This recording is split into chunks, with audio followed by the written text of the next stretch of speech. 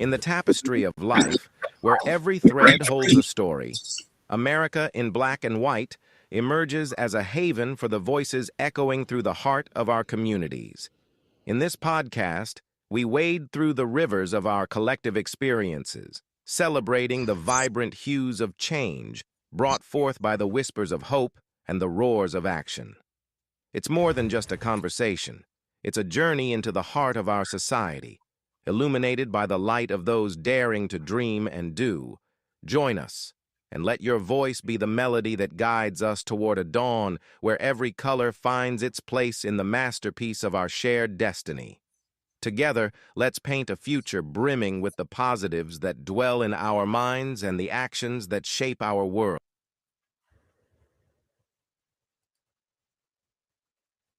Good evening, ladies and gentlemen, and welcome to another episode of America in Black and White. I'm your host, Charles King, and tonight I'd like to start with our Black History Reflection before introducing our guests. Our Black History Reflection is about Roy Clay Sr. Roy Clay Sr. stands as one of the most consequential yet under-recognized innovators in American history, a man whose brilliance helped shape the technological world we now take for granted. Born in 1929 in segregated Missouri, Clay grew up in a society determined to limit his possibilities, but he refused to inherit those limitations. He became a mathematician, a programmer, and ultimately one of the founding architects of Silicon Valley. At Hewlett-Packard, Clay led the team that developed the EP2116A, one of the earliest mini computers ever produced. His leadership helped launch HP's computer division, laying the groundwork for the modern tech industry. Clay later founded RODL Electronics, designing electrical safety testing systems used by every major U.S. tech manufacturer, a quiet empire built on precision, innovation, and uncompromising excellence. Perhaps his greatest legacy is what he modeled, that Black brilliance is not accidental, it is foundational. That Black leadership is not peripheral, it is structural. That when we build institutions, we build futures. Tonight, as we speak with a leader shaping municipal systems, community outcomes, and future of local governance, we honor Roy Clay Sr., a man who proved that when Black excellence is institutionalized, it becomes unstoppable. Now, let me introduce our guest for tonight. Family, tonight we step into a conversation about leadership. Not the kind that seeks attention, but the kind that builds systems, strengthens communities, and ensures that everyday people feel the impact of good governance. This is America in Black and White, where we examine the structures that shape our lives and the leaders who are bold enough to prove them. Local government is where democracy becomes real. It's where policy meets pavement, where budgets become services, and where leadership becomes lived experience. And tonight's guest is a man who understands that better than most. Derrick C. Turner, Assistant City Manager for the city of Tucker, Georgia, is a strategist, a systems builder, and a public servant whose work is rooted in transparency, accountability, and community trust.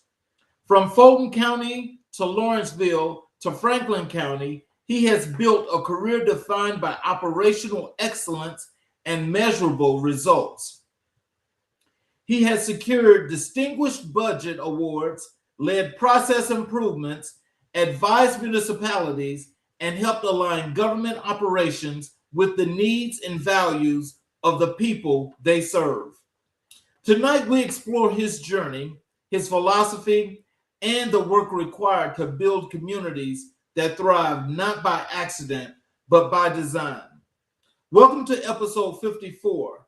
Welcome to the conversation, and welcome Derrick C. Turner to the show. Hello, sir. Good evening. How are you? I am just excellent. Thanks for asking. How about yourself? Oh, there's no complaints from me. I'm doing very well. Glad to see you again. Sir, welcome back. Absolutely. Is there anything you'd like to say to the audience before we get into the show? Yeah, just glad to be back. I mean, a wonderful podcast to be a part of and be associated to, and I really hope that through conversations like these, we're really able to produce leaders. We're really able to just promote local governance. It's such an important thing that people are a little bit afraid of nowadays with the political climate. But something that I think is just super important because it's where it is where rubber meets the road. It's where everything starts and ends. It's your school boards, it's your local government. They're the ones that really control a lot of these things. And if you disregard those, then you never know who's going to step into those. So I think for everyone out in the audience, why not you? There you go. I definitely appreciate that. And as I get into the show, what I like to do is I want to start with, having people to get the opportunity to get to learn a little bit more about who Derrick was before you became the person that you are now. Yeah. So, can you tell us who was Derrick before the titles, the leadership roles, and the public recognition? I was just a shy little boy from West Tennessee, from Martin, Tennessee, that grew up in an agricultural community. When I left being in West Tennessee, going to college in Tennessee State, I think that's really where I was able to blossom. Shout out to all the HBCUs out there. And I think that was just an opportunity for me to really step into my first roles in leadership, being at Tennessee State, being student manager for the cafeteria. It was one of those opportunities that led me down the path to my career and has really shaped a lot of who I am now. But I'm always still that country boy at heart. And just look back on those times. It was a different day and age, but you just roll with the times and you continue to grow. What early experiences shaped your understanding of service and community? Yeah, I think a lot of that started with the church, to be honest with you. So growing up in the church, and I know a lot of us grew up in the church and going, and your parents and grandparents make you go, but eventually to where I started playing piano for my church there in West Tennessee, and that's a gift of love because it wasn't a paid gig for those many years. It's one of those to where you're doing this to really be able to help others. And I think that's where it first started, is learning that is that, you're not always doing things for your own gain or for your own benefit. You're doing things to try to help others in as many ways as you possibly can. So I think that was my first experience. So, growing up, what did leadership look like in your household or neighborhood? Yeah, so definitely household. My dad was the boss. He was the bosses of bosses. So he was also a manager. So he finished his career as a plant manager for Goodyear.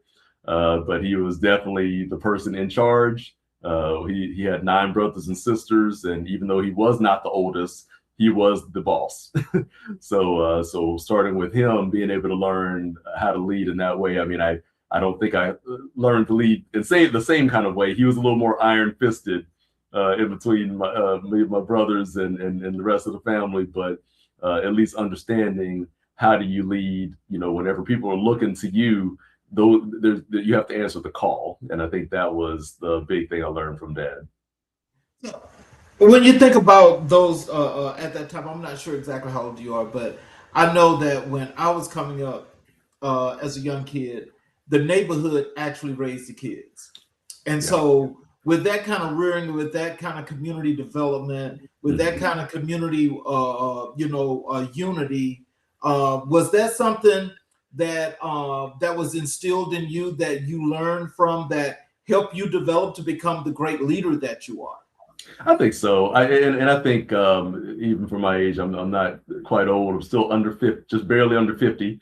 But but even with that, it's one of those where the community really did help you to grow. So whether it be your neighborhood and people looking out for whatever you're doing in your own neighborhood, or just sort of that sort of church group, the people that you're around, or the school group, the parents of all the other kids. I think everybody really looked out for one another and just tried to make sure that, if I see Derrick's doing something wrong, not only am I going to handle it, but I'm also going to call your parents, and they're going to probably handle it on top of me too. So, it was a little bit of a different time, to where there was more community involvement. You knew your neighbors versus, I think nowadays it's a little bit of a rush. You see people pull into their driveways, open up their garage, and it's almost like they're speeding to get into the garage to let the garage down because they don't want to have to, wave hi to somebody, or they don't want to have to speak to somebody, and I do try to develop some sense of community even within my neighborhood just by, while it's good weather, walking, speaking to people when I'm out, try to get to know a few people. But yeah, back in the day, absolutely, there was no such thing as you didn't wave to somebody you passed by, and that's how connected you were. So, what was some of the things that you could take away from that time to give you your sense of community? Yeah, I think for back in that time, it was really about looking to the elders. At that time frame, you had that certain set of elders. They were the people that were going to speak. My job was not to speak, and being and being in that type of community and you growing up, I think that's an important asset to learn. Is sometimes we are a little bit too quick to speak and we don't want to listen, but when you're in that type of community and you are pulling back and you're just listening, you're going to learn so much just from sitting and listening to somebody else, because at that point you're talking about elders that are 60, 70, 80 that are speaking on their experience, and being in your teens and whatnot. They've already lived a whole life, so being able to listen to what they're saying, and granted, at those ages you listen to older people and you're like, oh, whatever, I'm young and you're old and this, that, but you do still look back on those things. And as you do come up, you get those small realizations as you go through life experiences that say, wow, they were actually right about what they were talking about. And I think that's really how you build community in those situations, and how you get that sense of community is everybody really being in it together. All those different age ranges bring different levels of experience, different levels of wisdom and knowledge, that no matter what age you are, you can still pick up from that. Older people today can pick up from the knowledge of how do I use electronics, different types of electronics, and younger people can pick up on the knowledge of what was it like back in the day. And even being in those mid ranges, you're still getting the best of both of those worlds. So you're still experiencing some of the younger things, but you are beginning to be in that aging community to where, you need to know what to expect. So you can still look to those elders. And that's how you build that community, is you have all age ranges that are all together, that are interacting. And I think for me, that was a big sense of community, is being able to be around all the different age ranges, and just getting a chance to learn and discuss. When did you first realize you were drawn to public service? I think for me, really, I think it was probably midway through my working career. So getting to the mid 2010s, was when I realized that I really wanted to be in that. With my mom being a school teacher, she, for her career for 27 years, of course, she was in public service, and I really wanted to venture into that and just try to see if that was something that posed a little bit more interest to me, and being able to serve. And you want to be able to go home at the end of the day and really feel like you've contributed and that you've done everything you can for your relative community, whether it be the community you work for, the community you live in. And I know that everybody does still get some level of reward from whatever type of work they may do. But I wanted a little bit more, and something a little bit more personal, that I could, physically reach out and touch someone, and you see immediately how you've helped somebody when you're in public service. Who were the mentors who helped shape your path? Yeah, I think there's a few of them out there. I think especially as I came up in the private sector, I had a boss that really allowed me to grow. And I think the probably similarity between all those bosses I've had that have helped me to really grow into what I am is they're not micromanagers. They're people that see the potential in you, in me in this case, and they really allow me to use the skills that I have to be creative, They don't put limits on what I can do. You're not limited in those cases by title. I think a great mentor that I had being at the city of Lawrenceville, Keith Lee and Steve North, were great for me there, especially, and that really helped to launch me to where I'm at today. Is, I wasn't limited by title. I was able to really do a variety of different things within the organization that, probably anybody else, they wouldn't have necessarily let them do that volume of things because they're not in your job description, is what a lot of people will say. But, if I had ideas, they were very willing to entertain those ideas and let me see them through to bring them to city management and bring them to fruition. So, what values from your upbringing still guide your work today? Yeah, I think being honest, your integrity. I think the value of hard work. Both of my parents grew up on farms, so I think especially that because you had to get up and earn what you ate back in that day. But I think those are just a few of the core values that I've carried with me always, because you want to be as honest, as caring as you can be, empathetic to your employees, because everybody's going through something, and you don't want to just simply judge things by the rules only. There's going to be scenarios where if you know your people and you talk to your people, when somebody's kind of having an off day, to pull them to the side. And I tell my staff even now, I can look at you and tell when you're having an off day. I don't even need to hear you talk. And I think those things are important to really be relatable and personable with your staff, just so that everybody can get along, number one, but we can get the best out of each other in the workplace. But I think those are some of the core values. So, as you mentioned that you went to an HBCU. Yeah. Tell us, what was your life experience like growing up on the campus at Tennessee State University? Yeah, well, I think the first thing for me was a little bit of culture shock, because growing up in West Tennessee, in rural West Tennessee, it definitely was not a lot of people that looked like me. So going from that to going to Tennessee State, being an HBCU, a culture shock, but it was a great thing though, because it was just a different viewpoint that I was able to get. And it was something that, just being in that type of environment, being on campus, even if I walk on campus today, even, getting to a certain amount of years later, I won't say how many years, but it gets to where, you think you just walk on campus and you can just feel the electricity always. So, it's one of those things that you feel whenever the campuses and everything were founded, you can understand why there was that need for an HBCU at that time and why there's still a need for HBCUs today. So, how did your time at Tennessee State influence your worldview? Yeah, I think it gave me a really well-rounded view. Again, being from rural West Tennessee was one perspective, and then coming to Tennessee State was a totally different perspective. And I think as I, matriculated through school and graduated, then it just gave me this viewpoint of there's so many differences in our world. I think it made me more accepting and able to really move through our world much easier, just because I had those two vastly different perspectives. But I think both aspects were very good for me. I couldn't complain about either one of them in any way.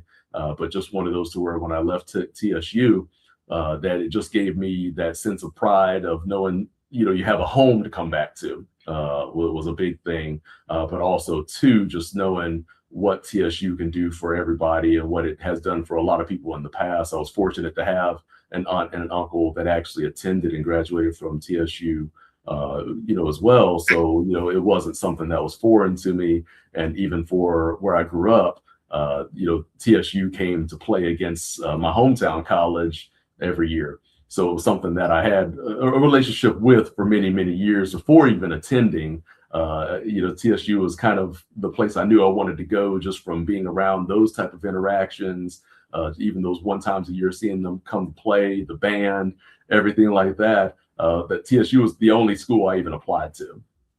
Oh, wow. What personal challenges strengthen your resilience? I think really being able to understand how I need to be a person that really dictates my own life. I think those challenges of growing up in the rural area, it is very challenging sometimes in some areas, and there's things that are still out there, even growing up at that time that you don't want to have to deal with. But I think it makes you just that much tougher. It really shapes your future and makes you understand how you need to really move throughout your life and really make sure that you're okay. I think flipping that to then going to a Tennessee State and how that then really shapes your future is you understand the importance of connection, how you need to get along with people, how you need to build connections with other people, because you can't get through this life just simply on your own. You have to have some connections on some level to be able to get through life. And I think taking those lessons from growing up to then being at TSU to being in the workforce, then I think that's one of my stronger attributes is being able to build connections with others, to where I know I can call on other cities, they'll help me out. I have those relationships, and I think that's been something that really shaped how I view working in the world.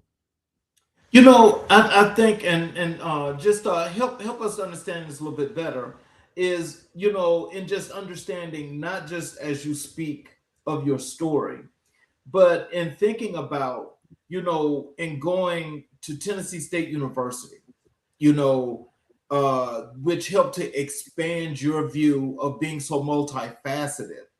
But it transcended so well, which we'll talk a little bit later about, but it transcended so well over into what you do as a city manager. Can you tell us how did that help you to be able to transition as to lead people that have to work with you to do all of those great things that you're doing now? Yeah, I think for being at Tennessee State, then again, just the opportunities that were presented for me within my time at TSU. Like I said, starting with being the student manager within the cafeteria.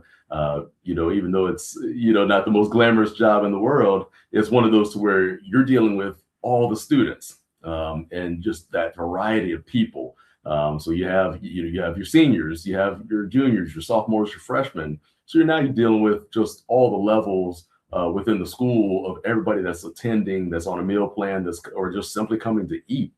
And I think when you take some of those type of experiences, it really just helps you build those levels of how you're able to interact with different mindsets.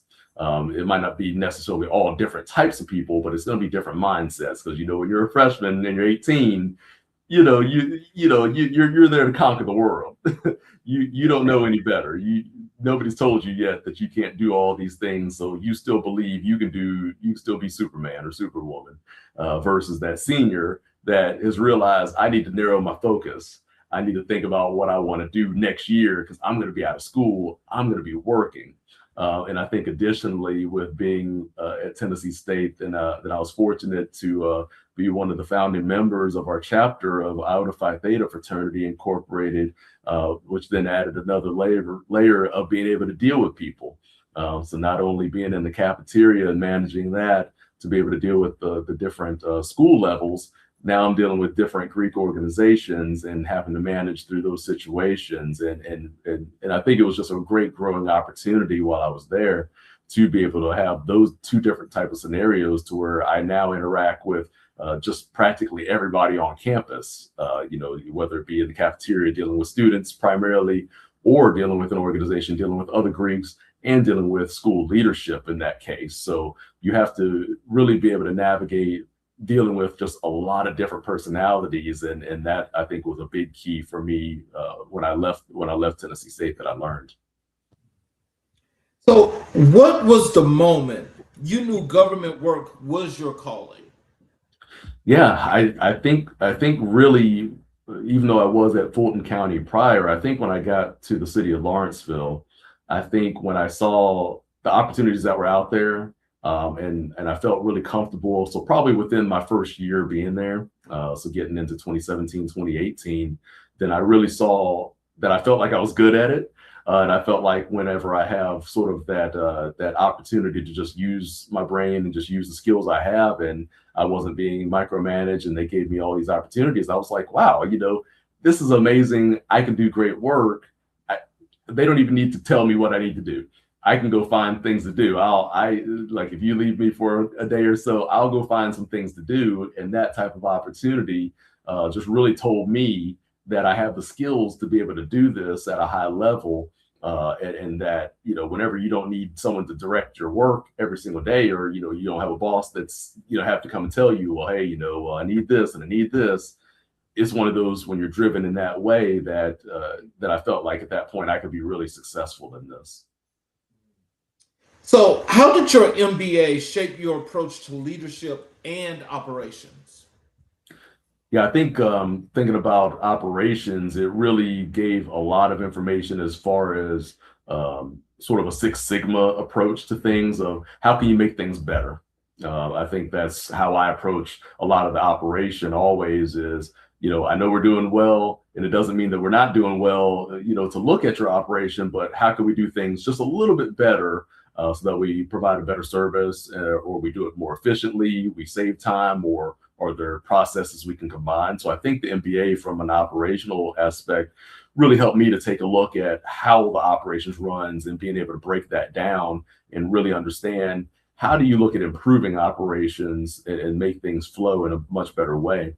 I think the MBA really helps you as far as leadership is concerned, because whenever you understand those management principles, those are the things that just really help you get an understanding and a grasp of how to lead people.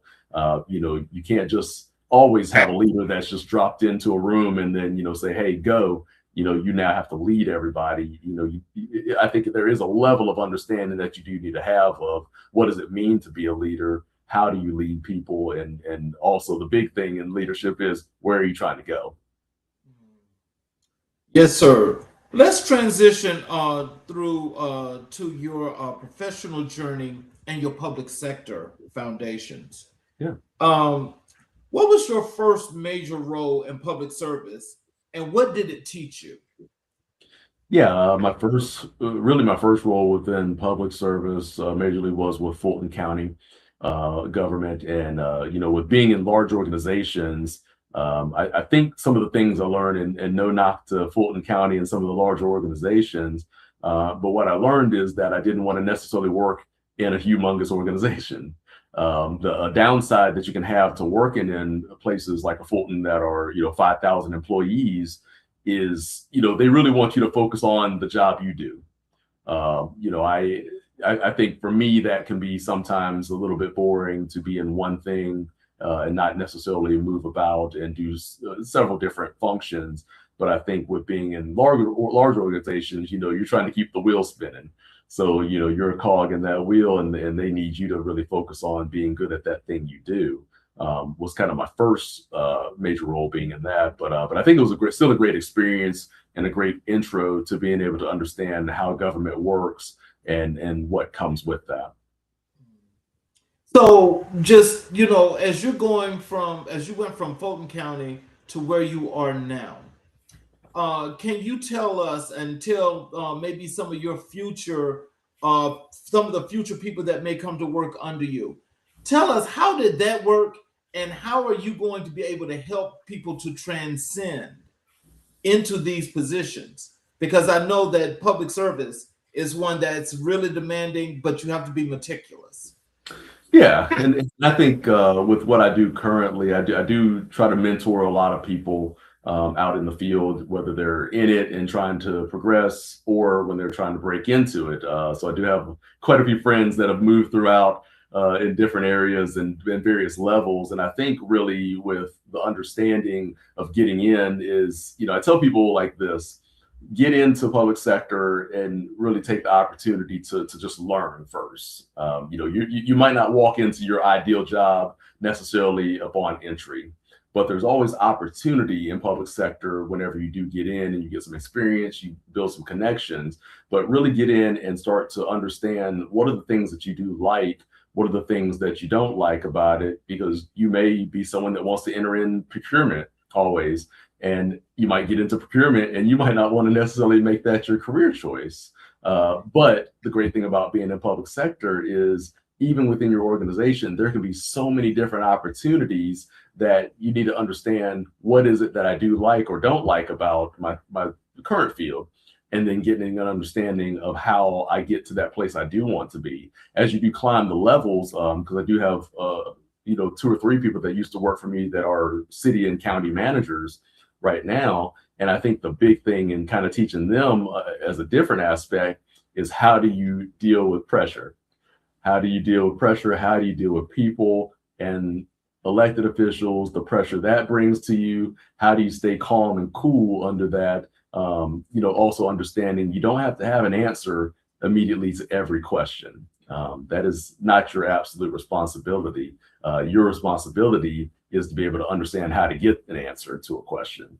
So don't frustrate yourself with trying to come up with something just because somebody asked you a question. And so I think there's just so many aspects whenever you look at so many of these various roles that, when you're in, whether it be lower level staffer or whether you be at the top of the chart, is that you have to understand just some of these key aspects, learning how to deal with people, learning how to deal with pressure, learning how to meet deadlines is something else that's really important, because if you say you're going to do something and the citizens know this, they're expecting you to do it. So there's just those multitudes of things that when you walk in the door, you need to really take a second to think, is this for me?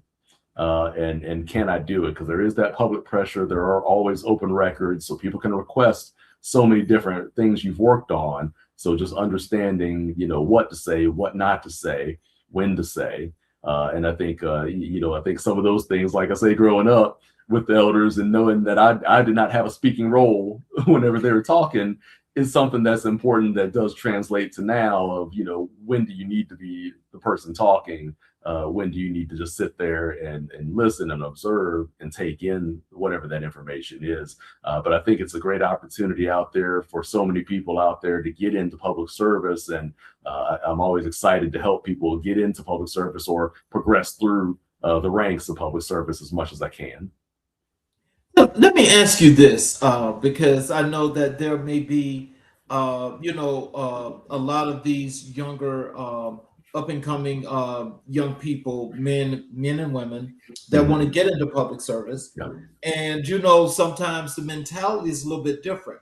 How do you help them to tone whatever is happening that's not really professional, to really get into public service and to know what public service is? Yeah, I think a lot of that comes from, I think presentation standards of yourself are a little different now sometimes with younger people than what it was when I was a little bit younger.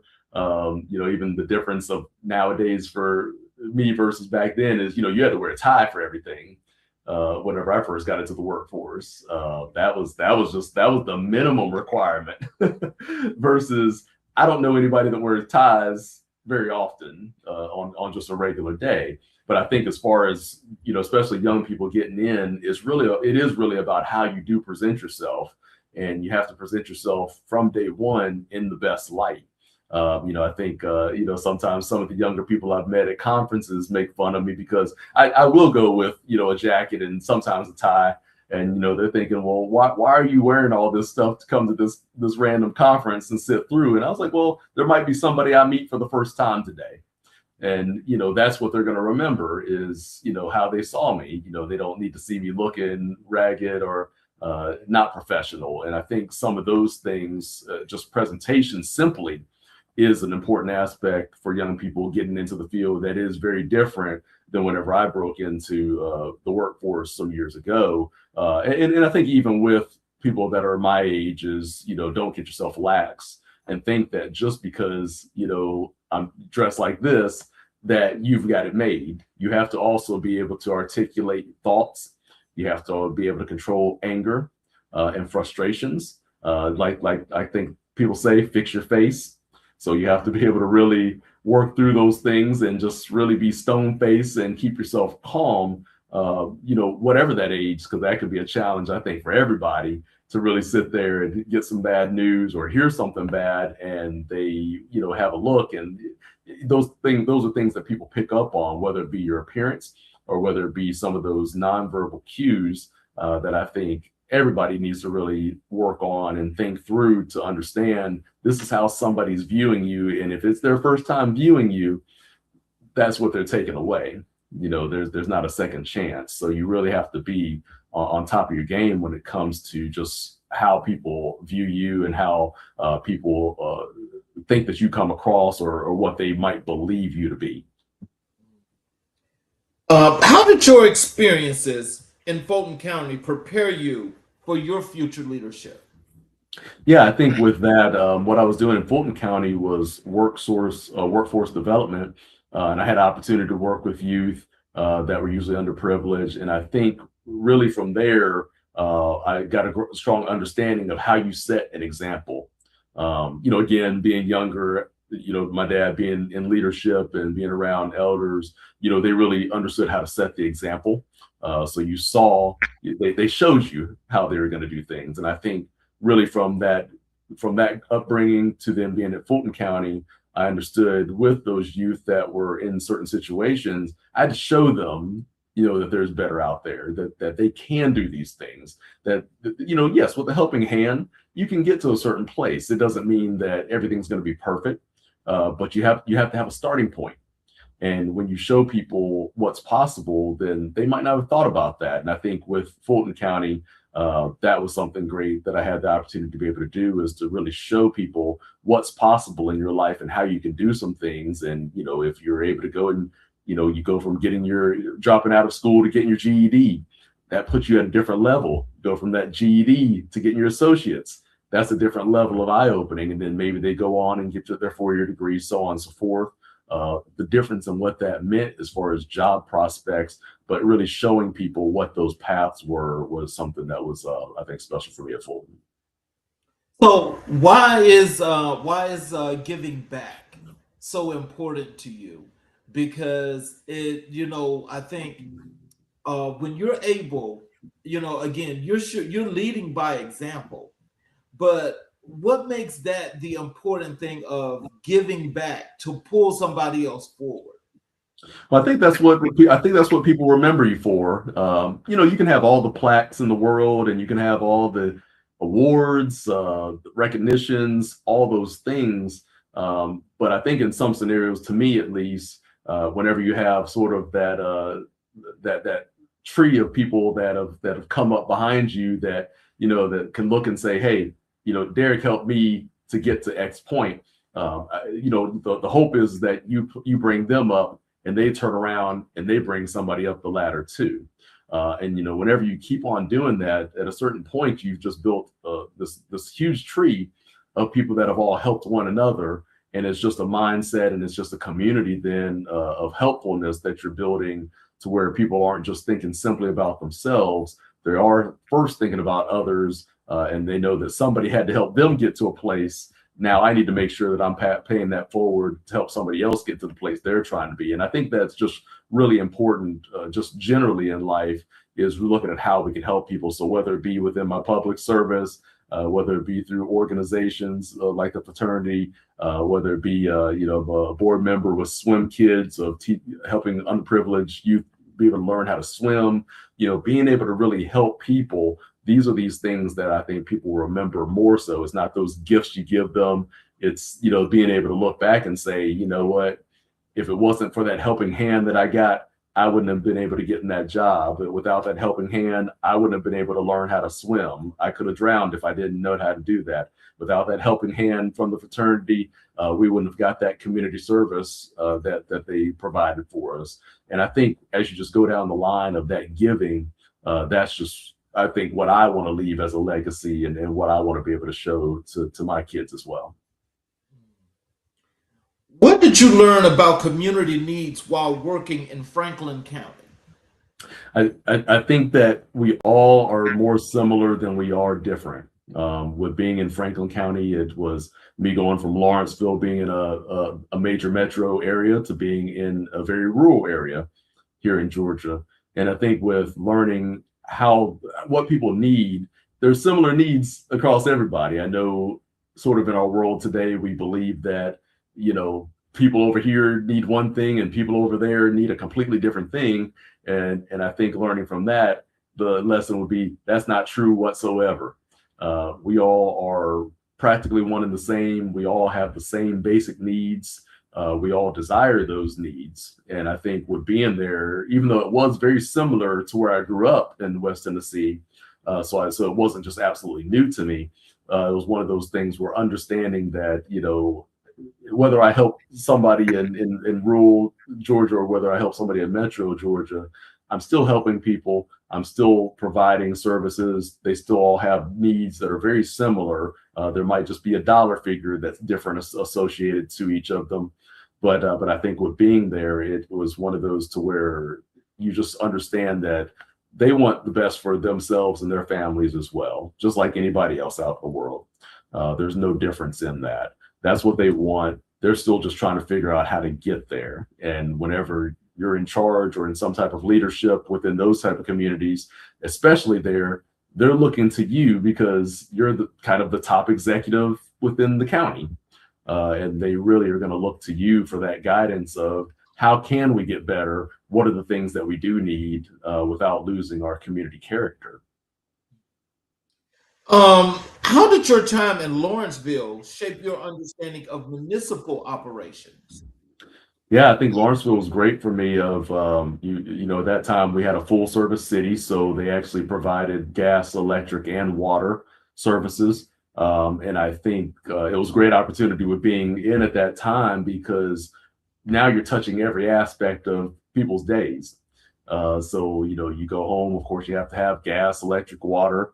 You still have all your basic services that were provided. And I think whenever I was there, it was just an opportunity to really understand the ins and outs of all forms of the government. When you have that many different services, you have that vast variety of people. Lawrenceville is a very diverse community.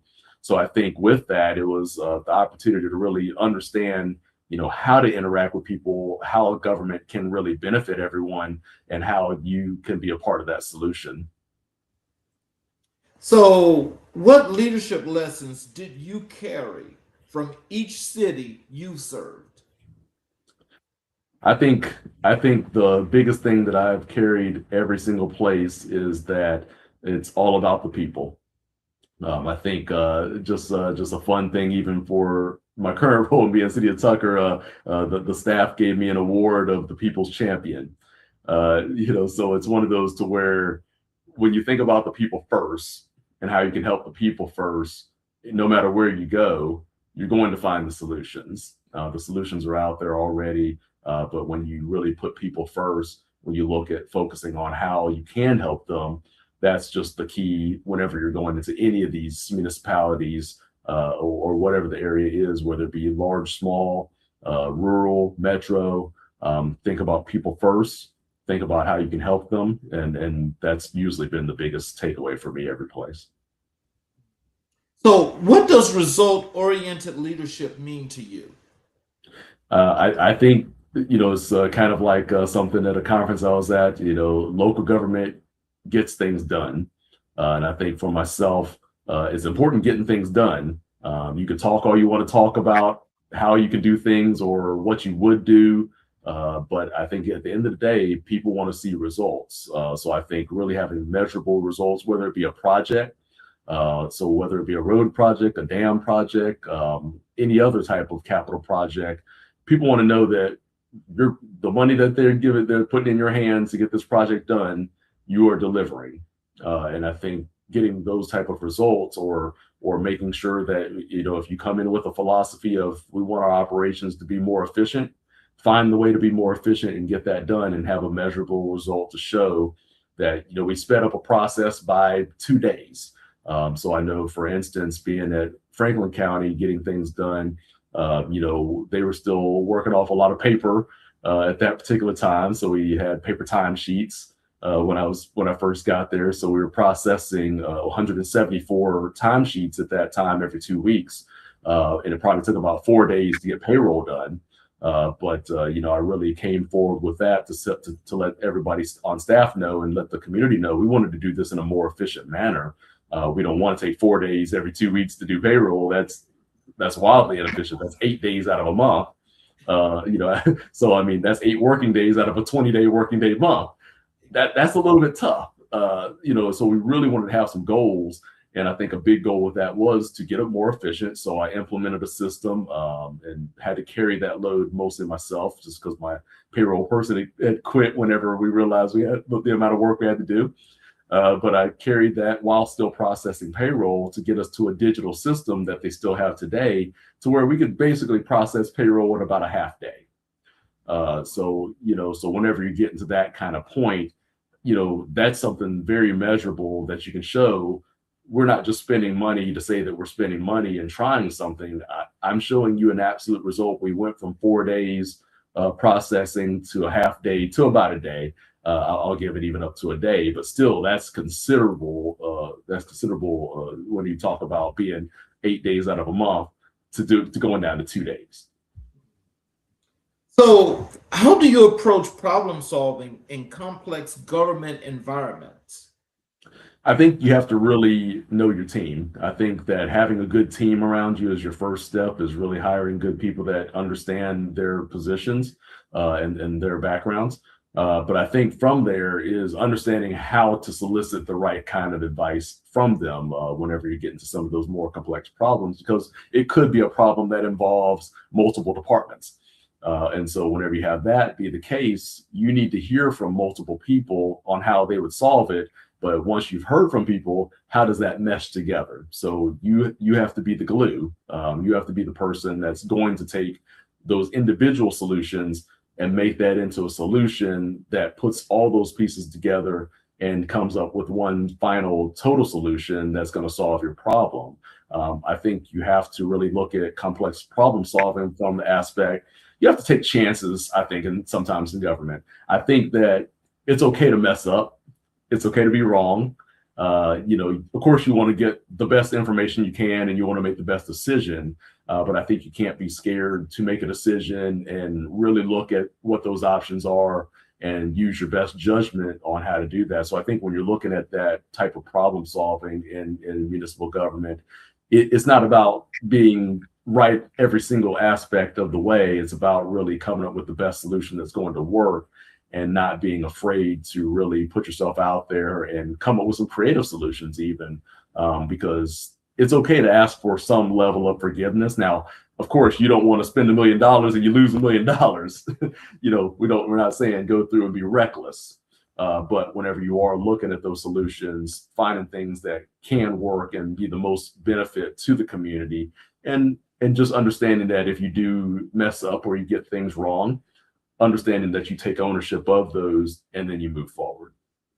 Now, as you say that, because I definitely understand where you're going when you say that, but let's think about this for a second, because I mean, I know that when you're working for the government, it doesn't matter if it's local, county, city, state, or federal.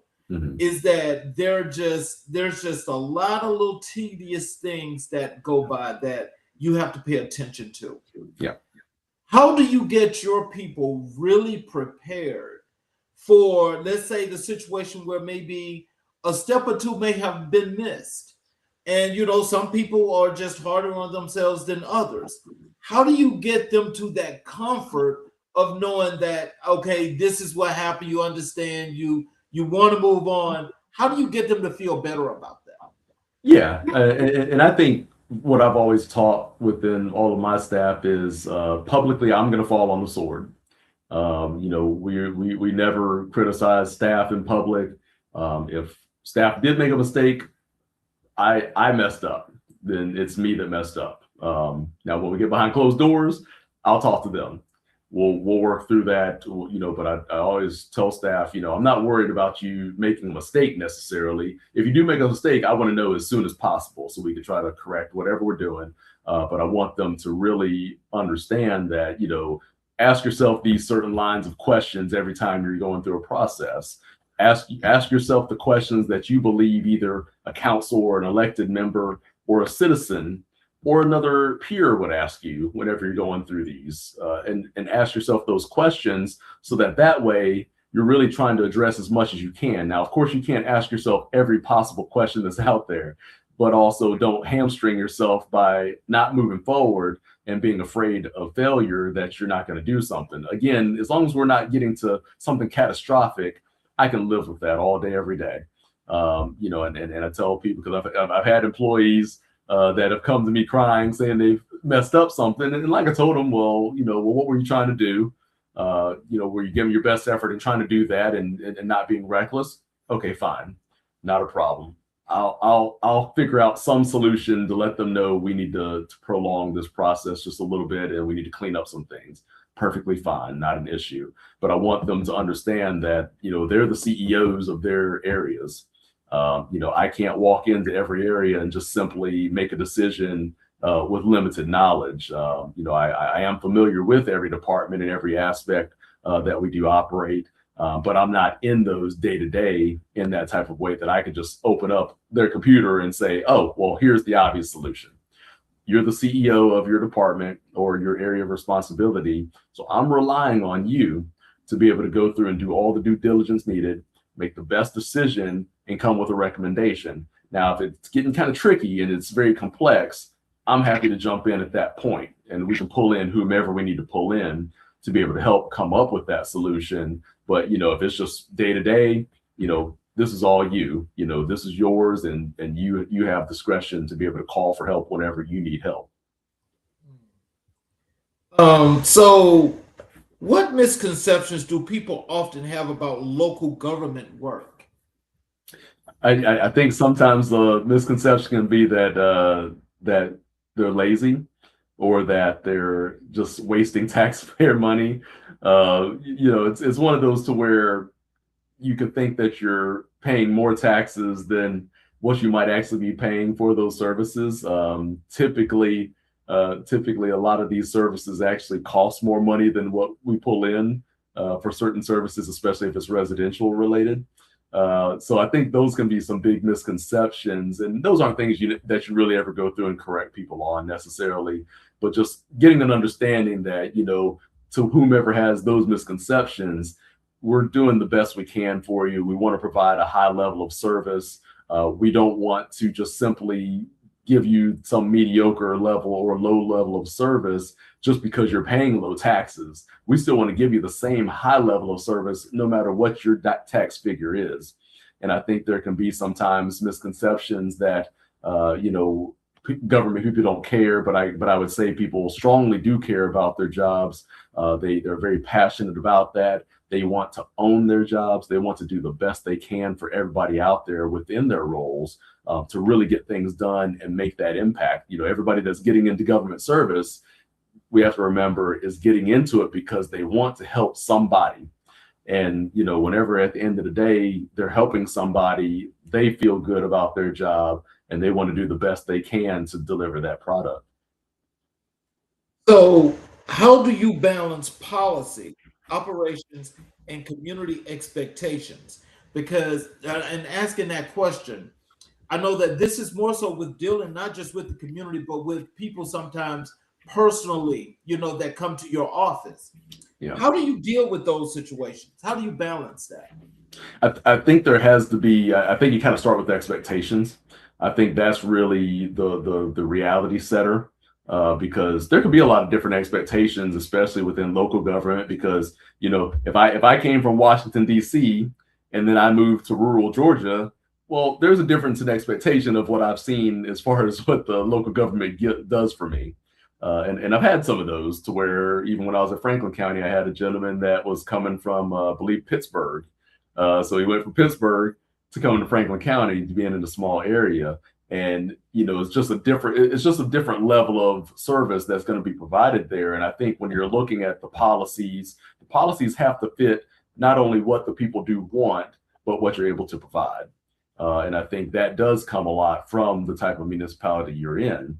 Because if you're in those major metro areas, of course, you have the resources to be able to do a lot more things.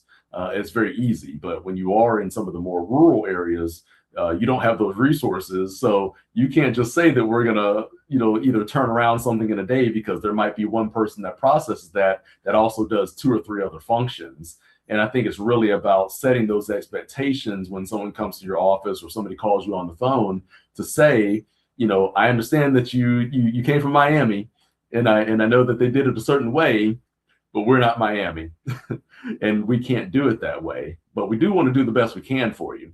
But it's just going to take us a little bit longer to do that. And I think as long as you're very upfront with setting expectations in all of those situations, I think that people usually do understand that they might not be happy. It might not be the answer they're looking for, but I think people can really appreciate when you are giving them an honest and straightforward answer about what realistically can happen. So, what role does humility play in public service? I think it plays a very hefty role. Arrogance doesn't get you anywhere. Wanting to be in the spotlight doesn't get you anywhere. My belief, and that's just my belief, is that, it's best for us to work in quiet, boring government. It's not the sexy thing to be out there and be in the newspaper every day or be on TV every day. But at the end of the day, people want that result. So as long as we're operating, we're doing the things we're supposed to do. I don't need any fanfare for any of those things. It's just like even being in council meetings, I would tell my boss, I don't want any credit for anything. And I'm fine with that. You can give the credit to the staff. I'm accomplished. I'm okay. I want them to be able to elevate and be recognized more so than myself.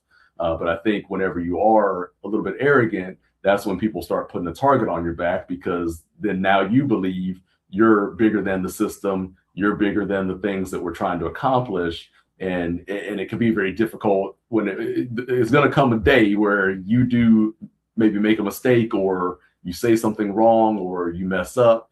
And all of a sudden, all the people that were clapping for you when you were on the newspaper, when you were on TV, they're looking at you, with daggers, and they have been waiting for this moment. So yes.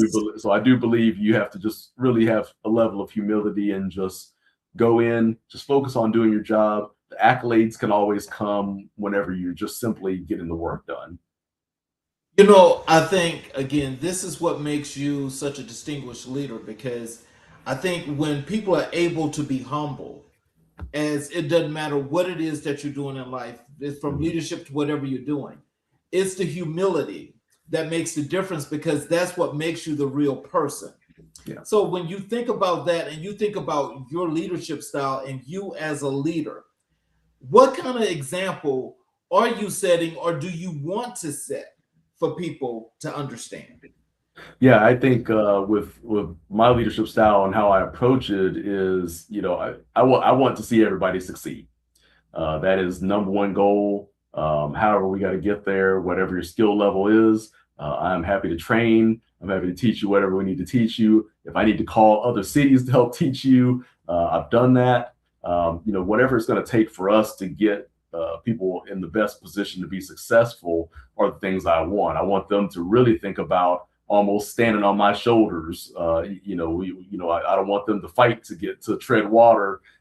Let's stand on my shoulders. Let's get you above water. Let's really get you where you need to be, an understanding of your job. Let's get you operating at a high level. Let's get you the training that you need. I don't think it's been too many times I've ever said to somebody when they've requested to go up to a training from me that I say, no, we don't want to do that.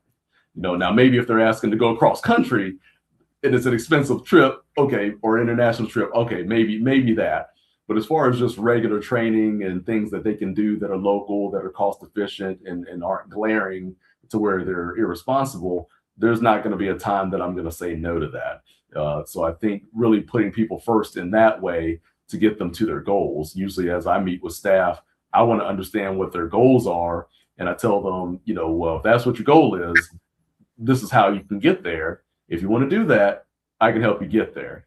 But we're going to have to focus on these things and get these things done. And I think really as you walk in as a leader, when you're putting those people first and really making the effort to really show them that you care about them, you care about their goals, you care about what they're doing, then that's really important. I think the other thing within that is you can't be afraid to lose people to their goals. People are afraid to have turnover sometimes, and they think, well, I've trained them for a year and now they've left to go do this other great job that fits within their goals. And it's like, well, okay, that's great. If that's what they wanted to do, then that's what we have to do. Of course, it does sting a little bit sometimes to have people leave you, but when they do leave you because they're pursuing their goals and you help them get there, you can take a breath after a second and say, okay, I hate that they're leaving, but they have an opportunity to improve their lives. They have an opportunity to reach their goals, and you can be proud of that. Let's transition over to your work here as the assistant city manager and your municipal operations. What does a typical day look like for an assistant city manager? Yeah, I think for me, my day comes with a variety. I think one of the key constants of my day is meetings.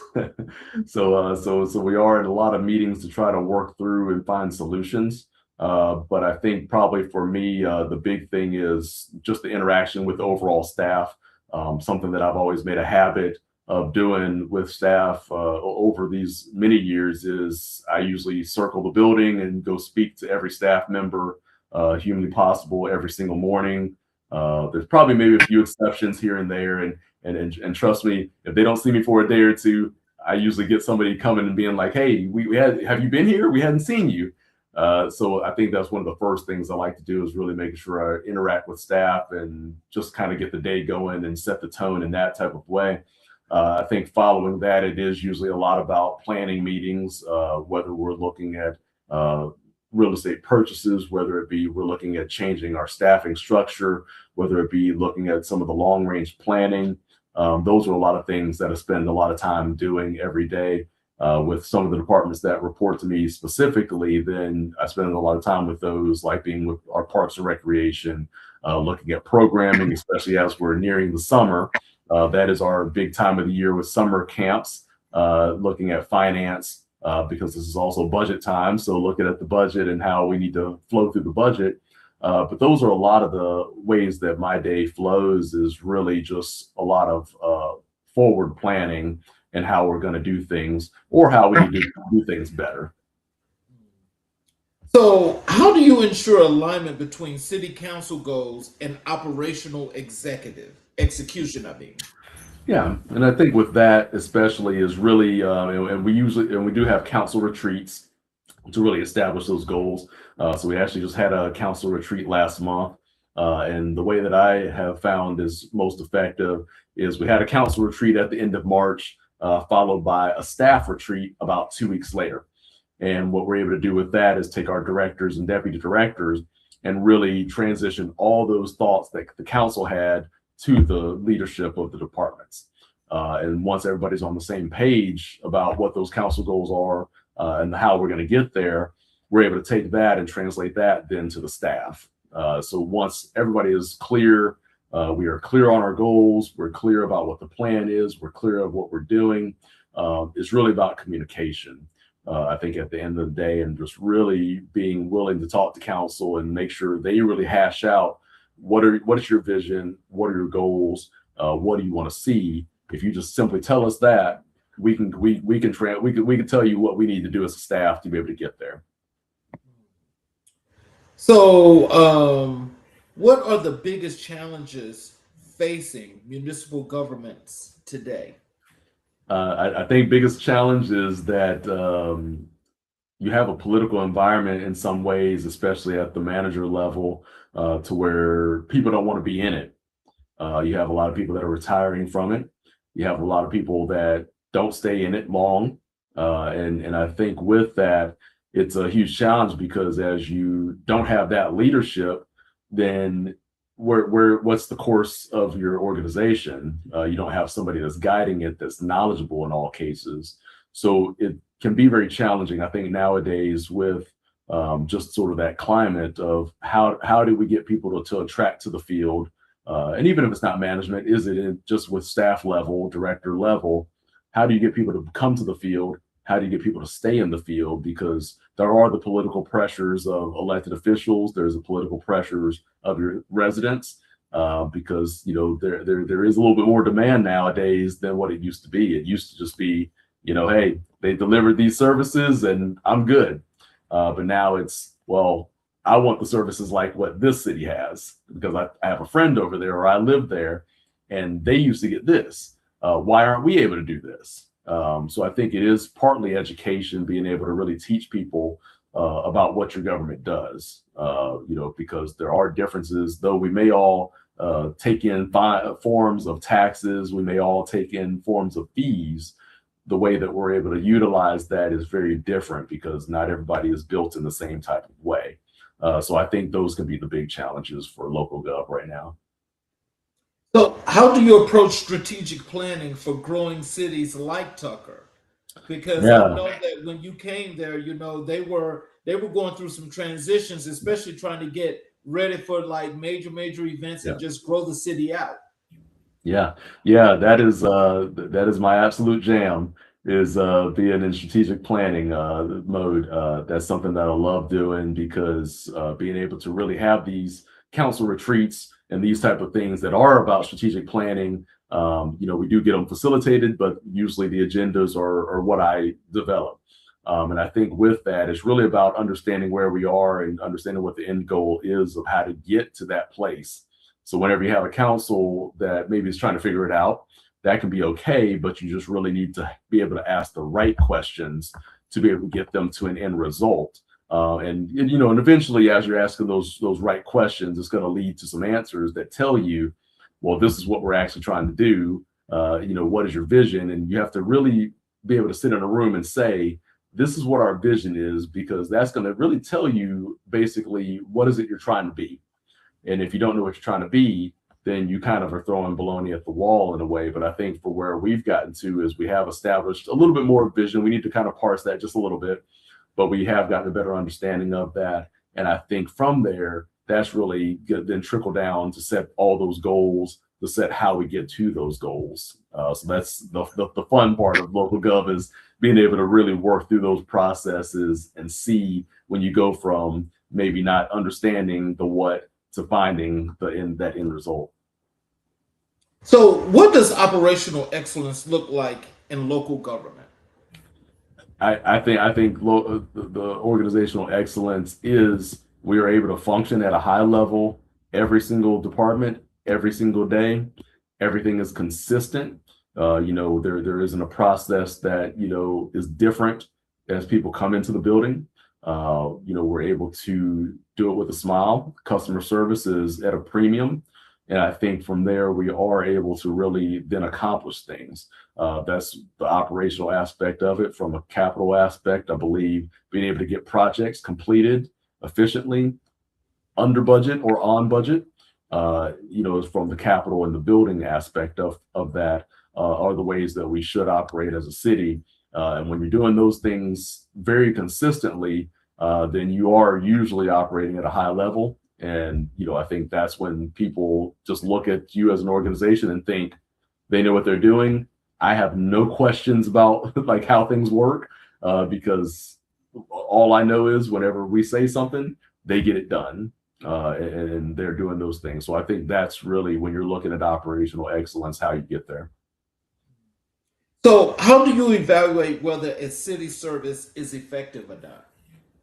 I think from there, it's about timing. It's about you can actually really work to get yourself feedback in the moment, because something as simple as someone coming in to get permits, you can evaluate that in the moment. It's not a bad thing to stand outside and as somebody's finishing up getting the permit or going through part of that process, well, how long did it take you to do this? Was it hard? You could find out the difficulties to that. And I think whenever you are just really looking at evaluating your processes, are we getting communications out quick enough? Does some type of major event happen? Are we getting communication out in 5 minutes, 10 minutes, an hour? How long does it take us to realize things are happening before we react? Are we proactive versus reactive? I think as you go down that type of list of questions to understand, what is our stance? If you're in a reactive stance, there can be situations where maybe a reactive stance is appropriate because you can't be in front of everything. But, are there times where we're reactive where we need to be proactive? And I think just as you evaluate the operation overall, are you staying on track with those things and really guiding yourself to understand, are we hitting the mark on those or are we not? How do we course correct to get to the right place? So with all the growth that you guys are having out there in Tucker, and many things that you've been implementing since you've been there, how are those growing pains going? I mean, what is the feedback that you're getting back from your communities? Yeah, I think so. I think since we last spoke, we did open up our town green. It was a big project that we had, an $8 million project. And I think from that, even a growing pain within that as a thought is, how do we then complete a project while then maintaining that project? And that's been a growing pain that we've had to adjust to. What does the maintenance look like as we do complete capital in some of these larger projects? Because you don't want to complete a project and then it becomes run down in a year. So I think that's been something we've really had to learn how to better plan for, so that as we do complete them, we don't have to go back and do touch-ups. We're just steadily maintaining them, so that as people enjoy it on day 365 the same way they enjoyed it day one. So what systems or processes have you improved since joining Tucker? Ooh, I think number one has been finance budget process. I think we were a little bit clunky whenever I first got there, to where it was confusing. There were aspects of it that just flat out didn't work. The timing was a little too tight. So even something as simple as the budget process itself, I kind of let it go for the first year because I wanted to see how it operated. But once I saw how it operated, then I kind of took that over to generate what our process was going to be, so that we could give ourselves better time, and that we'd have better opportunity to teach everybody about the budget, and it works more smoothly for us. So that's something we're going through right now. But within this process has been fantastic because we are in no way rushed, versus last year. It felt like as we got to the start of every week, we were in a rush for some aspect of the budget, versus this year, there's really no rush. We're right on track, and we still have plenty of time. I think as far as how we deliver financials, we were able to get a distinguished budget award within finance. So how we deliver a budget, how it's understandable, was something that was huge that we changed. So that was their first distinguished budget award that they had ever received, similar to like I did at Lawrenceville, getting their first distinguished budget award. I think with also just meeting structure and being more efficient in how we're utilizing our time is something that we've been able to do at a much higher level, so that we aren't in ongoing meetings for hour upon hour on the same topic. Let's finish. If we need to reconvene another time, but let's finish, get a break so we can get work done. And then the other thing that I think has been our biggest impact has been with our council retreats and staff retreats. They've never done a staff retreat before, just a couple weeks ago. And then with our council retreats, formatting with that, that's been something that I developed. So it was a little bit more of staff and directors reporting what their department was doing, but we've changed that to be a little bit more strategic planning oriented. The staff retreat did have aspects of team building within that. So it's been a little bit better with those type of processes to really show, really reveal the values and things that we need to be doing, but also with some of those other processes just to make us more efficient and make it to where we are valuing our time and utilizing it to the best of our ability. So how do you build trust with department heads and staff? I think you really have to be understanding. I tell people, even though my title does say one thing, I'm just a guy. I am just a guy. They're the people that deserve the credit. They're the ones that do the work. And I really try to go in from that relatable aspect. And I think too, from building trust, it's about just relating to people. It's not just me walking by someone to check their work. It's probably pretty rare that I'm walking by somebody to really check their work, as much as I'm just interacting with staff and department heads to just understand who they are, try to know something about them. So I could probably say relatively, I know at least a little something about everybody. It does get a little hard to retain at a certain point as we continue to grow. But I do try to make sure that I know something about everybody, or at least I know what I can talk to them about whenever I'm circling the facility, to be able to know something about their family or about their work day or whatever it may be, just so that you can always have a conversation with anybody. And whenever you can do that, that really builds a lot of trust with everybody within the staff. That they know that you're just not there to come and check and make sure that they're working, or checking to see what's on their screen to make sure they're not just messing around for the day. What role does data play in your decision making? I think it's very large. You want to have all the data you could possibly have. There's always cost analysis. There's always return on investment type of analysis. When you're looking at all these things, they're not, again, the end all be all. Because being in local government or government generally, you're not in it to make a profit. So even though we might build a facility, or just like we built this park, it's not a park that we're saying, well, we spent this amount of money because we're going to make this amount of money next year. It's one of those long-term investments, and data would show us for that we needed a place where people could really gather that was close to downtown. And further data has now shown us that we have a lot of visitors that come there. They're actually using it. So the purpose that we put it in for is backed up by data right now. How do you maintain transparency in government operations? I think you're open and honest, utilizing things like your website.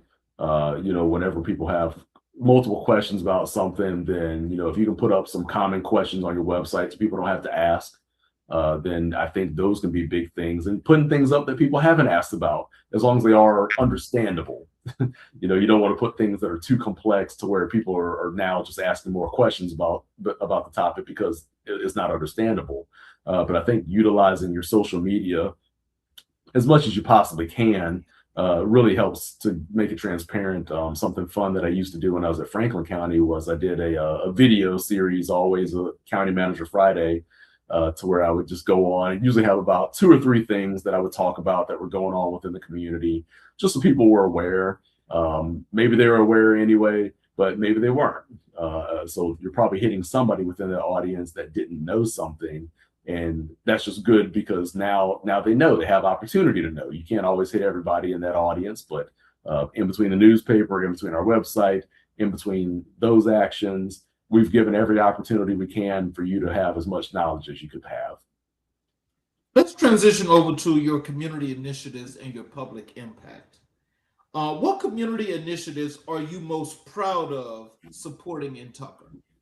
I think connectivity. I think that when you talk about people being able to get around, yes, most everybody has a car to a good degree, but the difference in being able to walk places versus you must drive every single place, it can be huge. And not everybody can just simply say, I'm going out for a drive to go to X place. So whenever they do have walkability, and it's connected to things like a grocery store, or it's connected to a park, or things they can just simply walk to without the pressure of a drive. And of course, with gas prices being what they are nowadays, people don't want to just go out to drive unless they know they are going from A to B, for purpose. So I think connectivity is something that we've been really good about working to develop. Our trail master plan and the things that we're going to do with that are going to be really important aspects to really help the community.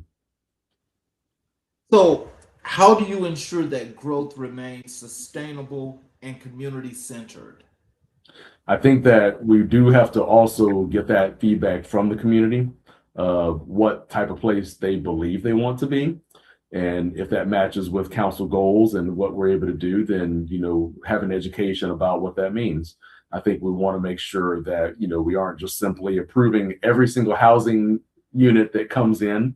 We want to be strategic. We want to think about what that does mean as a community, because if you all of a sudden are approving thousands of apartments, that does change your dynamic considerably.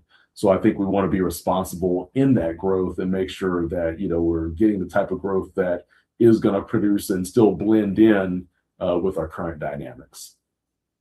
Tell us about your community outreach since you started at Tucker to now. What has that been like? Yeah, I think we have more community meetings actually, to where we've sort of said with certain levels of projects that we want to really designate those to be the ones that we have a community meeting.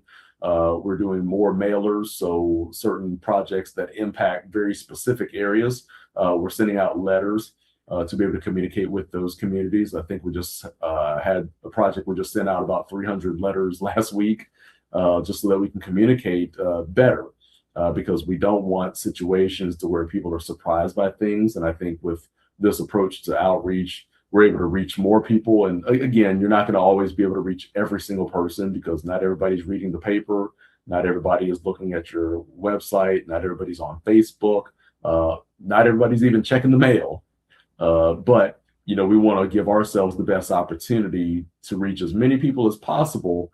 And at the end of the day, if you did not receive that news, then we would unfortunately at that time have to tell you all the methods that we have tried to contact you. But there's only so much you can do outside of knocking door to door. So, what does preserving local character mean in practical terms? Yeah, I think that it's about really not changing what the outlook of the community is. So I think for Tucker in particular, we have a nice old school downtown. We wouldn't want to, at that point, you have your shops on each side and you have your main street. You wouldn't want to, right behind those shops, have like a 500-person apartment complex. That would change the character. You wouldn't want to have some big box store that's down there. That would again change the character. You want to only zone that and allow things that are going to still conform with what our current viewpoint is. There could be a place for all those type of developments, but you really want to look at your character areas and say, with this type of project or this type of zoning, does it allow something that is out of character? Or does it allow something that really fits in that? So instead of 500 apartments, I believe we've got an approval for 58 townhomes that are downtown. So not overwhelming, but something that does still get people that are right by our town green, right by the downtown, and still very accessible. So, you have to really look at it in that type of way and build your character to where it's all going to match. It's not something that looks like it should not be there. So, how do you engage residents in meaningful dialogue about city priorities? I think whenever you have, just even with your regular council meetings, you have opportunity for getting feedback from citizens. So those are the great opportunities, since they essentially have an open mic that they can come and speak to the council, they can speak to staff, just of understanding what they're seeing out there. And that's usually the time where people really do come out. Our elected officials do have their own individual meetings, town halls relative, so that they do get that feedback and relay that back to staff as well. But just being outside, if you're walking downtown, usually a lot of us are recognizable. So, whenever we're downtown, people do stop us and or be at an event, they'll tell us, if something's working, if something's not working. And that's good feedback to have, because you don't want to continue to do things that aren't working and think that you're doing such a great job, but people are like, you know what, I don't know why they're doing this. So just trying to get any method of that. And of course, there's Facebook that you monitor as well, but take that with a grain of salt.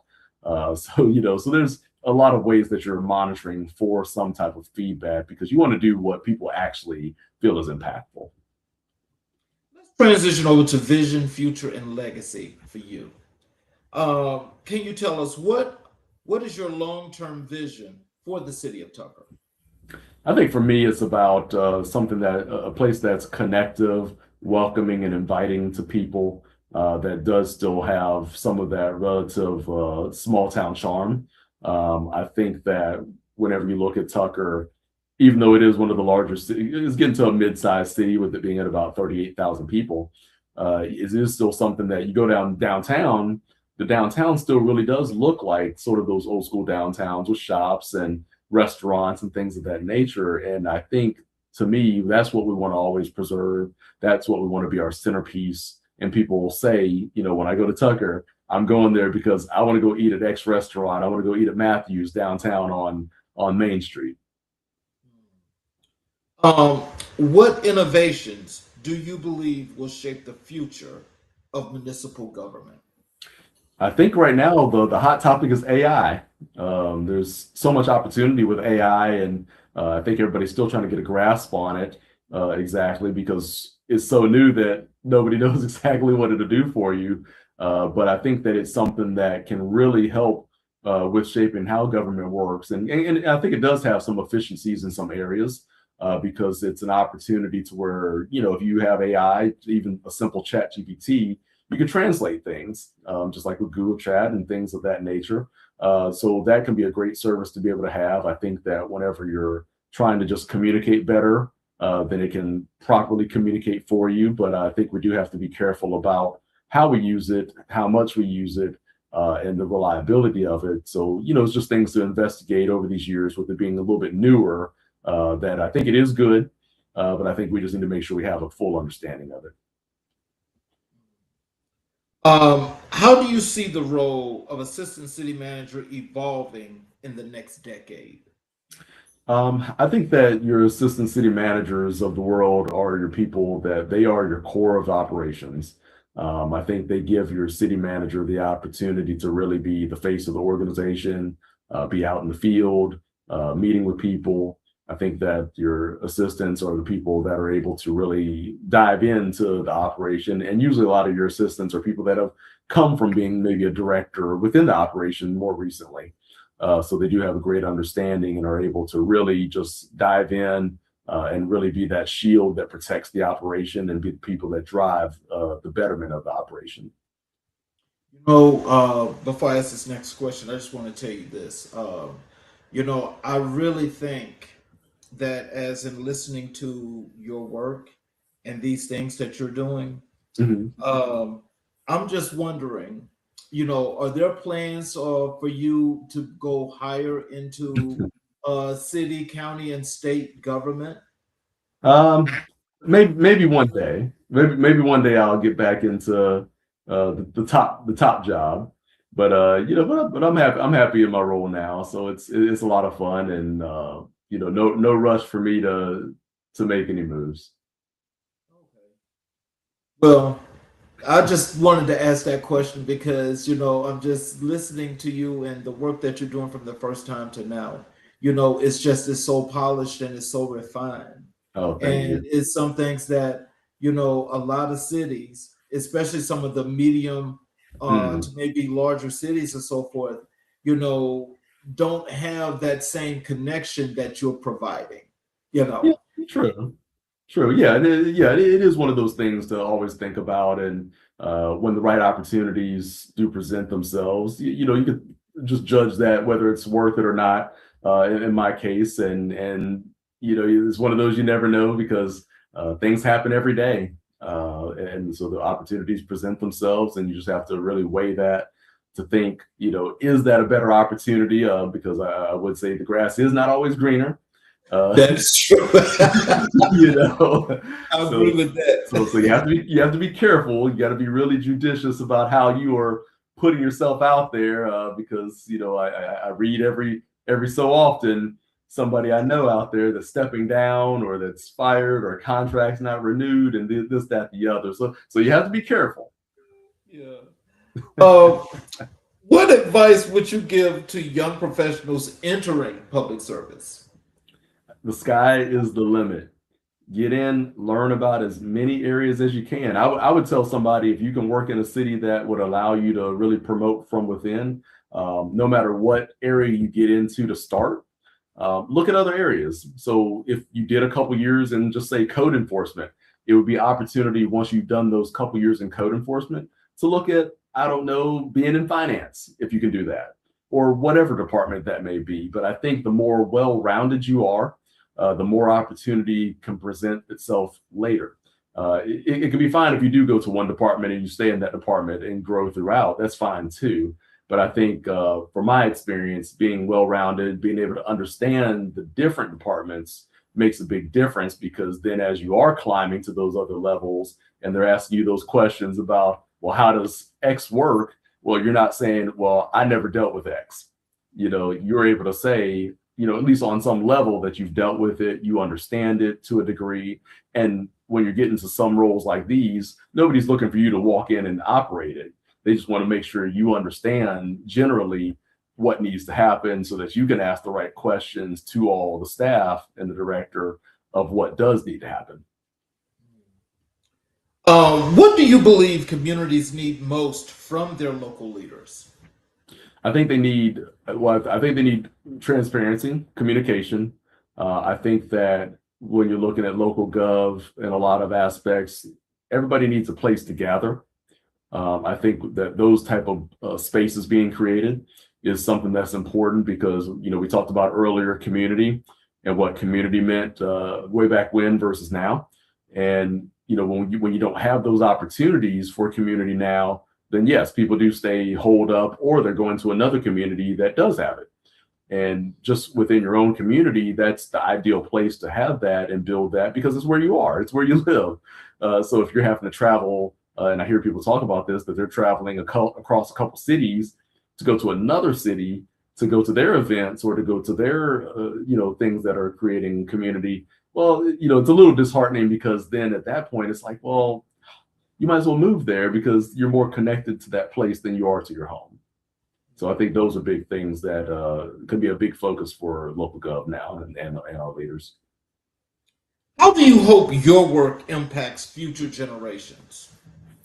I hope that one day when people see the work that I've been able to do, that they're inspired to know that they can do it too. You know, I came from a small town, and you know, West Tennessee, you know, I think is one of the great places that's provided a whole lot of successful people.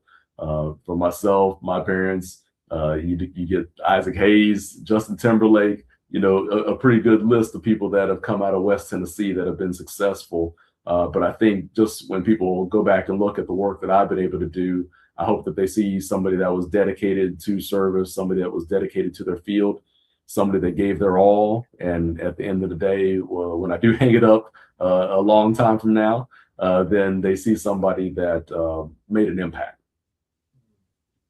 What legacy do you want to leave in the cities you've served? I want those to be places that whenever I return, people are happy to see me. And they say that, you know, man, we really miss that guy. I think it's just a simple kind of legacy thing out of that. But I think realistically, I want those communities to really look back, and whether they can absolutely accredit it to me or not, because people forget and time passes. But I think whenever I'm able to drive back to those places and I look at the things, I want to be able to point to my kids and be able to say, your dad did that. What does community sightwardship mean for you personally? Community what? I'm sorry, community stewardship. Oh, What does gotcha. that mean to you personally? I think it's about being responsible with the community as if you own it. Every penny you own, everything you're doing, you own, you perform it as if you own it. I think whenever you are being responsible and you are a good steward of either the funds or the people, you're guiding people in the right type of way. You're showing integrity. You're doing the right things all the time, so that people know to follow you. They know that you are the leader, and they are willing to follow you because they know you're going to get things done for them. How do you stay motivated in a field that often goes unrecognized? I never lack for motivation. I am driven to get up every single day and be happy about getting up so that I can accomplish goals, because there's nothing better than checking off things on a list of things that I have to do for the day. There's not been a day that I wake up and don't want to do that. I think whenever I finally maybe get to that point, that's when it's time to put in the paperwork and retire. But I think my motivation is just knowing that I'm doing the best work that I can do, and I'm doing impactful work. So every day I wake up and feel that, I'm excited to go to work. Final question. What is the message you want people to take from your journey? I think that there's not a straight line path. I think that just because you're not successful, or maybe you are successful to a degree in a field, I think finding the right thing for you is the most important thing. I worked in the private industry, and I did well, but I think when I got to the private sector, I found my passion. I found the thing that I'm really good at, and I think that's what I would want for everybody. Find the thing that you're passionate about. Find that thing that still delivers, and you can make money in anything as long as you're passionate about it and you do it well. So, in closing, what are some words of wisdom and encouragement that you have for our audience, as well as how to connect with you via your social media, go to your website? What do you want them to know? Yeah, absolutely. I think big things for me is, wake up every morning and be great. There's no better time than today to be able to do that. Like I mentioned, if you're interested in being in public service, or if you're in public service, I am happy to connect with anybody. You can find me on LinkedIn, or you can find me through the city of Tucker, through their website. I'm on there under our administration and government, the city manager's page. But I'm happy to help anybody that's in government or looking to get into government. Please feel free to reach out to me, because I think it's very important that we have people that want to be in it. I think other passions that I do have, like I said, I'm a board member for Swim Kids, teaching underprivileged youth how to swim. I think it's something that's also important. Again, just always in my theme of giving back, that are really great things. And then the other thing that I hope to give back to is that we have started our podcast, myself and my wife, that we are going to be dropping our first episode. It should be next week, actually.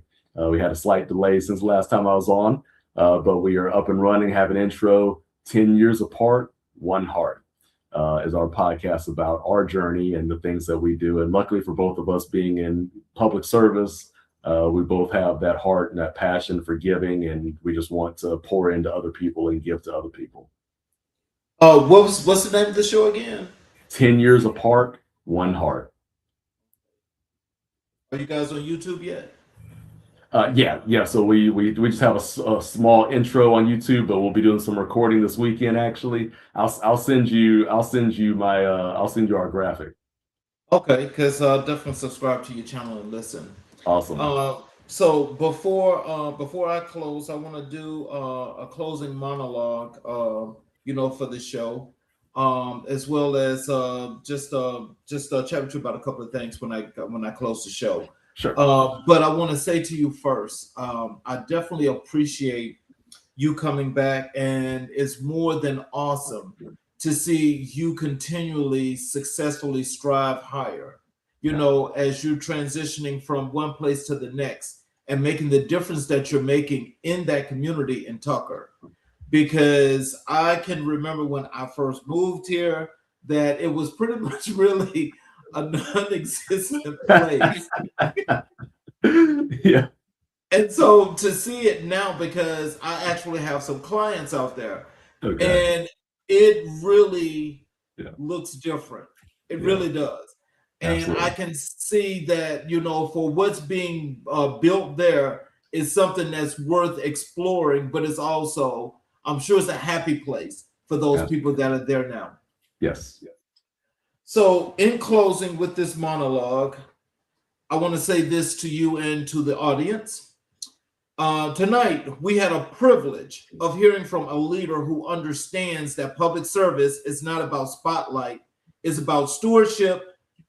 Derrick C. Turner represents a generation of municipal leaders who bring discipline, strategy, and heart to the work of building communities that thrive.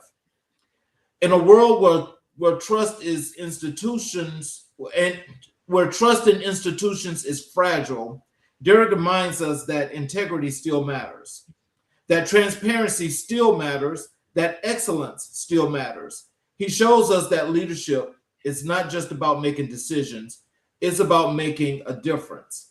It's about ensuring that every resident, every neighborhood, and every voice is seen, heard, and valued. Family, thank you for joining us for another powerful episode of America in Black and White. Until the next time, stay informed, stay engaged, and stay committed to building the communities we deserve. Thank you all, and you all please have a great night. We'll see you tomorrow for another great show.